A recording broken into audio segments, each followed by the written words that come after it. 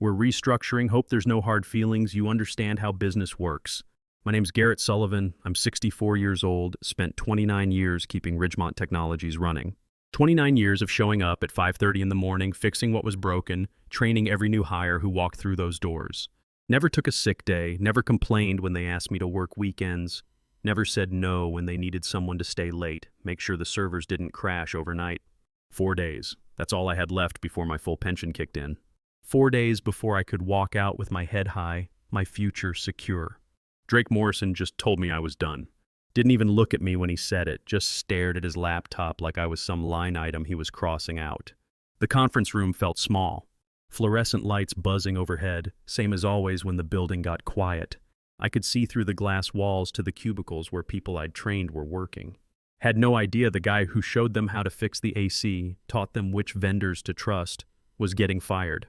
Budget cuts, Drake said, finally looking up. We're moving in a leaner direction. Nothing personal, Garrett, just business.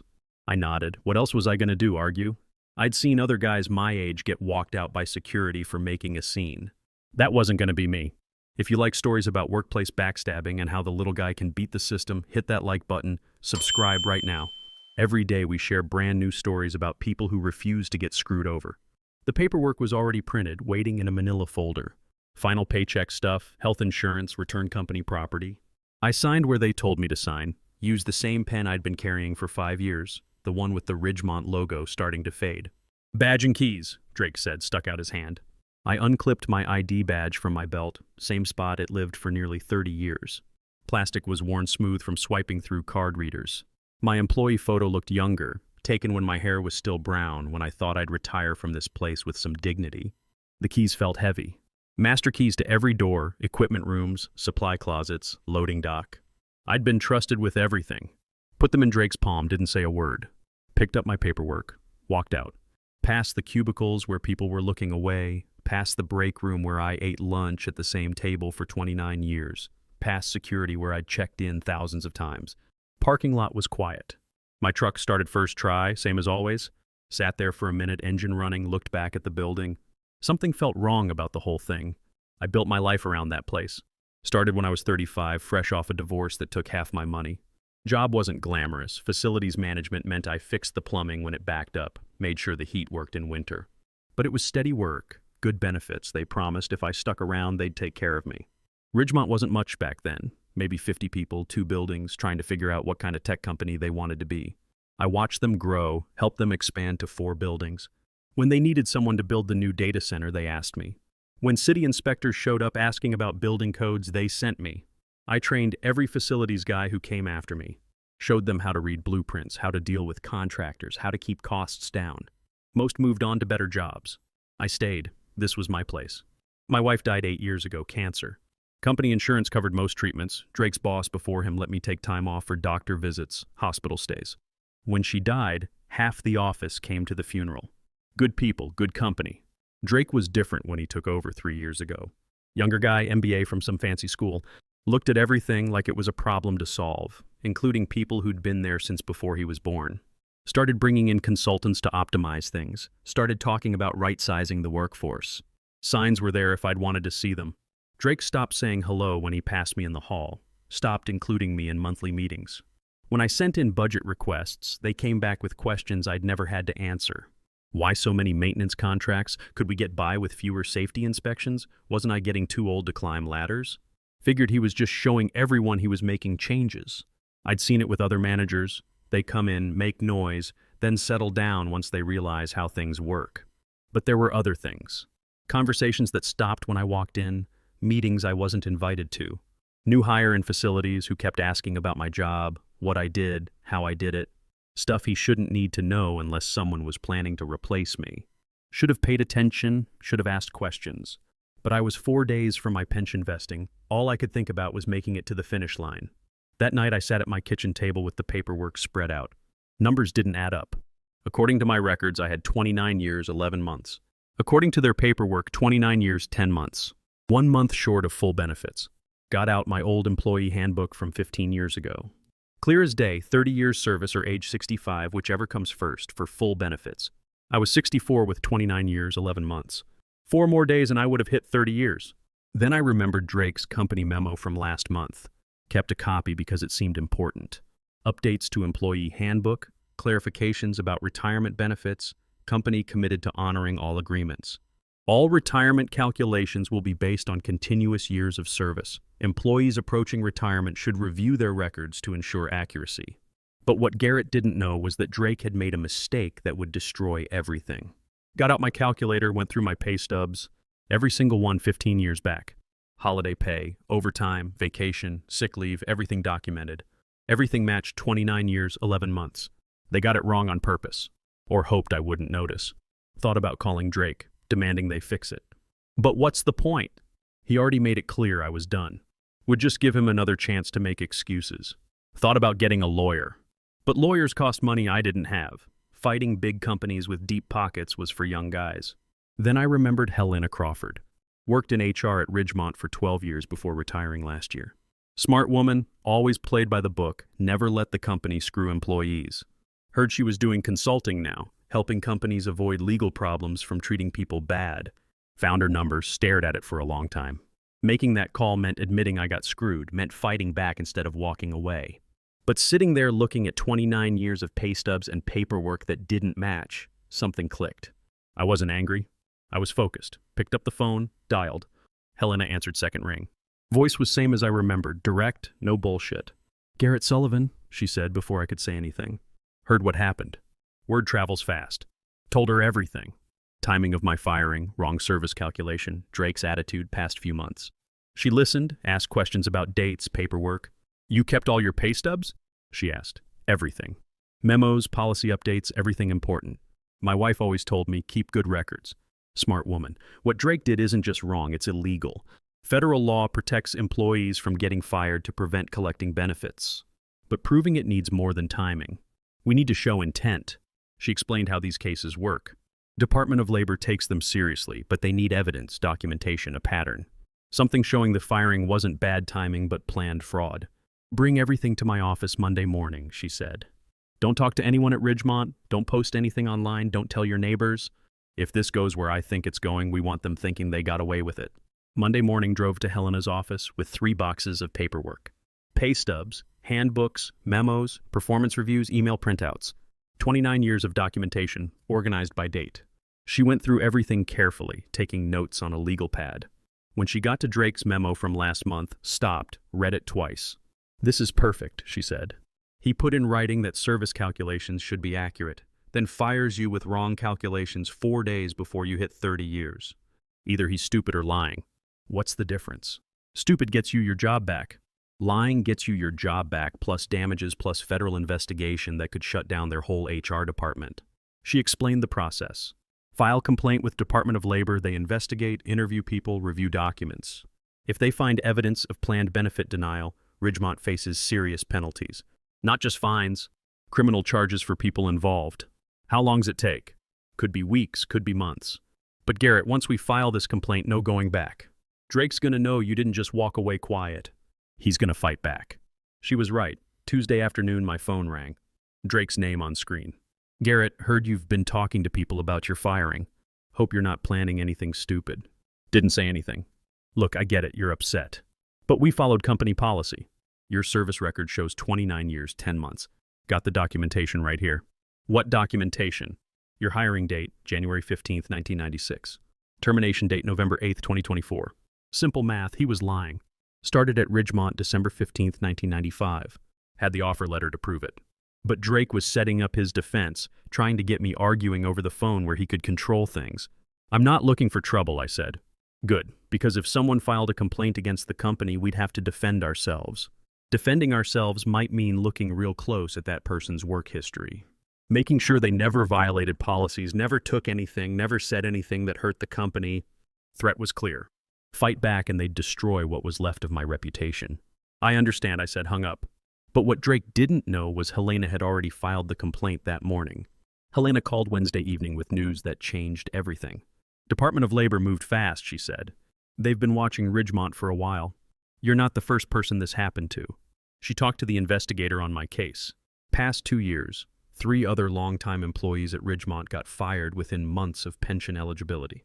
All in their 60s, all with service records that got mysteriously wrong. They're calling it a pattern, Helena said. Systematic benefit denial. Kind of thing that gets companies put on federal watch lists. But there was more. Investigator requested personnel files for all 4 fired employees.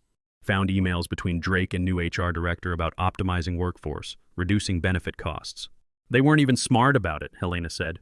Used company email, talked about specific employees by name. Your name came up 6 times in 3 months. What'd they say about me? That you were a legacy cost. Your pension and health care would be expensive. Your job could be eliminated, responsibilities split between existing staff. They'd been planning this for months. While I was coming in early, staying late, training new people, fixing problems, they were figuring out how to get rid of me without paying what they owed. There's something else, Helena said. Investigator wants to interview you Thursday morning. They're bringing someone from criminal division. Criminal? When a company deliberately fires employees to avoid paying benefits, that's not just civil. That's fraud, wire fraud if they used email to plan it. People can go to prison. Thursday morning, sat in conference room at Department of Labor building. 2 investigators, both younger than my son, both in expensive suits. Recorded everything, asked me to walk through my work history year by year, showed me emails I'd never seen. Emails were worse than Helena described. Drake and HR director didn't just discuss firing me, they discussed firing anyone close to pension eligibility. Called it proactive workforce management. Had spreadsheet with names, dates, projected savings. Mr. Sullivan, one investigator said, based on what we've seen, we believe Ridgemont engaged in deliberate scheme to defraud multiple employees of earned benefits. Your case's most recent example. Showed me documents I'd never seen. Internal communications about cost of older employees. Memos about renegotiating pension obligations. Presentation to board including slide titled Legacy Employee Transition Strategy. My name was on that slide, along with names of 3 other employees who got fired. All listed under Q4 optimization targets. We need you to testify, other investigator said. This is going to trial. Federal court. People responsible will be held accountable. Thought about Drake in that conference room, telling me just business, nothing personal. Thought about 29 years getting up at 5:30, fixing things, believing loyalty would be rewarded. What do you need me to do? Federal investigation moved fast. Following Monday, investigators seized Ridgemont's email servers, interviewed 6 employees. Wednesday, executed search warrant on Drake's office HR department. Helena kept me updated. Investigators found more evidence than they knew what to do with. Internal documents going back 3 years showing systematic plan to eliminate older employees. Spreadsheets calculating pension savings. Email threads discussing timing for firings to avoid legal problems. They kept records of everything, Helena told me over coffee Thursday morning. Like they wanted to get caught. Plan was simple, brutal. Find employees approaching pension eligibility, question their performance, fire them before benefits vest, save millions in costs. Drake presented it to board as financial necessity. Company growing but pension obligations eating into profits. Younger employees cost less to insure, didn't need long-term benefits. Basic business math. What he didn't count on was someone like me keeping detailed records, someone like Helena understanding federal law, investigators who took benefit fraud seriously. Friday afternoon, Drake called again. Voice different, higher, nervous. Garrett, think there's been a misunderstanding about your firing. We should talk, work something out. What misunderstanding? Your service record. We may have made an error in calculation. If you come in Monday morning, we could review everything, make sure you get what you deserve. He was panicking. Investigation was public now in business section. Ridgemont's stock dropped 15% in 2 days. Board asking questions Drake couldn't answer.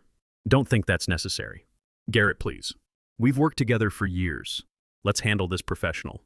No lawyers, no government agencies. Just 2 reasonable people working out a disagreement.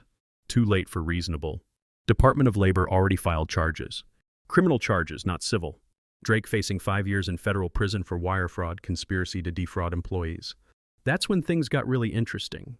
Monday morning got call from company lawyer. Not Drake, real company lawyer they bring in when things get serious. Mr. Sullivan, my client wants to discuss settlement. Full pension benefits, healthcare coverage, additional compensation for your trouble. How much additional? We're prepared to offer $50,000 provided you agree not to pursue further legal action. Said I'd think about it, called Helena. Don't take it, she said immediately. They're scared. Criminal charges are just the beginning. Once this hits federal court, other employees will come forward. This will be class action worth millions. She was right. By Tuesday, Department of Labor got contacted by 8 more current former Ridgemont employees who thought their firings or benefit calculations were wrong. Thursday, it was 15. Local news picked up story. Federal investigation targets local tech company. Drake's photo on front page, looking uncomfortable in suit that seemed too big. Didn't have to do anything but wait. System working exactly like it should. Drake about to learn what it felt like having someone else decide your future. By end of week, investigation expanded beyond what anyone imagined. Department of Labor investigators found pattern going back 3 years. Not just 4 employees, but 18. All longtime workers, all fired within months of pension eligibility, all with service records adjusted to prevent full benefits. Total fraud exceeded $2 million in stolen benefits. Tuesday morning, I was drinking coffee, reading paper when phone rang. Helena, calling early. Turn on channel 6, she said. Now, found remote, switched to local news. Drake Morrison getting led out of Ridgemont building in handcuffs. Federal agents carrying boxes of documents behind him. Reporter talking about wire fraud charges, conspiracy to defraud employees. Federal prosecutors say Morrison and HR Director Patricia Walsh engaged in systematic scheme to fire longtime employees before they became eligible for full pension benefits. Alleged fraud cost affected employees hundreds of thousands of dollars. Camera showed Drake stumbling as agents helped him into federal marshal's car. Face was pale, perfect hair messed up. Looked smaller than I remembered. Indictment charges Morrison with 14 counts of wire fraud, conspiracy, reporter said. If convicted, he faces up to 70 years in federal prison. Turned off TV, sat in quiet kitchen. 29 years getting up before sunrise, fixing things, believing loyalty mattered. It had mattered, just not how I thought. Helena called hour later with more news. Department of Labor finished their investigation, she said. 18 employees affected, total damages over $2 million. Ridgemont's board fired Drake and Walsh immediately, agreed to full restitution for everyone affected. What's that mean for me? Your pension fully restored, backdated to when it should have started. Plus healthcare, additional compensation. How much additional? $200,000 plus your legal fees. Thought about Drake telling me just business, nothing personal, just how things work. Next few weeks moved like blur. More arrests? Patricia Walsh led away in handcuffs, looking shocked like she couldn't believe this was happening. Local paper ran daily updates. Ridgemont executives face federal charges. Employee fraud scheme exposed. Justice for wrongfully terminated workers. Drake's lawyer tried everything, claiming it was misunderstanding, firings based on legitimate business needs, timing was coincidental. But evidence was overwhelming. Hundreds of emails, internal presentations, spreadsheets calculating savings from eliminating older workers. Federal prosecutor was woman about my daughter's age. Serious professional. Explained employee benefit fraud was federal crime. Companies couldn't steal what workers earned. People like Drake needed to understand there were consequences. Helena was right about class action. By time everything was settled, 23 current and former Ridgemont employees joined the case. Company agreed to pay $4.2 million total damages, plus legal fees, plus full restoration of all benefits. Drake pleaded guilty to avoid trial, got sentenced 18 months federal prison. Patricia Walsh got 6 months, 2 years probation. Both lost professional licenses, both unemployable in any position of trust. Ridgemont Technologies got bought by larger company that cleaned house, brought in new leadership, new policies to prevent same thing happening again. 3 months later, I was in my workshop, building bookshelf for my daughter. Tools felt good in my hands, smell of sawdust, sound of wood being shaped into something useful. Reminded me why I'd always been good at fixing things. Pension payments started on schedule. Additional compensation sat in savings account earning interest. Hadn't touched it yet, wasn't sure I needed to. After 29 years steady work, I had everything I needed. Daughter called while I was sanding the bookshelf. She'd seen news story online, wanted to make sure I was okay. I'm proud of you, Dad, she said, for standing up for yourself. Didn't do anything special, I told her. Just made phone call. Sometimes that's enough. Finished bookshelf that afternoon, loaded it in my truck. She'd been asking for one for months. Finally had time to build it right. Solid oak, dovetail joints, kind that lasts decades. Driving to her house, thought about difference between building something and just fixing what someone else broke. Both had their place, both mattered. But building something new felt better. Local paper ran follow-up story. Local man's complaint leads to federal investigation. Wanted to interview me, but I said no. Wasn't looking for attention, just wanted what I earned. Story spread anyway. People in town recognized me at grocery store, bank, coffee shop. Some wanted to shake my hand, some wanted to tell me about their own employer problems, some just wanted to say they were glad someone finally stood up to corporate bullies. Workshop became my new office. Building furniture for family, friends, fixing things people brought me, staying busy on my own terms. No boss, no schedule, no corporate politics. Just me and the work, way it should be. Sometimes drive past old Ridgemont building, see new company logo on sign, new cars in parking lot. Different people, different management, hopefully different values. Building looks same, but everything inside changed. Drake Morrison learned some people aren't worth crossing. Some people keep records, some people know their rights, some people have friends who understand federal law better than fancy MBA programs teach. He learned when you steal from people who gave you loyalty, their best years, eventually someone's going to notice. Eventually someone's going to fight back. Eventually justice finds its way to your door. Whole thing taught me something too. After 29 years fixing other people's problems, sometimes you gotta fix your own. Sometimes you gotta stop accepting what you're given. Start demanding what you earned.